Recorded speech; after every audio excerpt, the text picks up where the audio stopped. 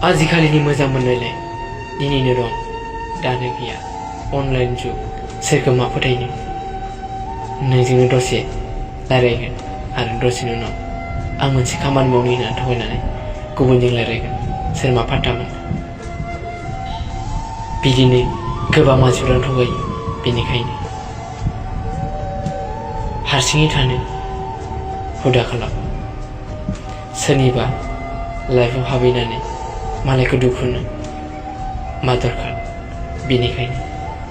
हारसिङानो मोजां सानना थाङोबा नाथाय हारसिङै थाबाबो दरसि मोनो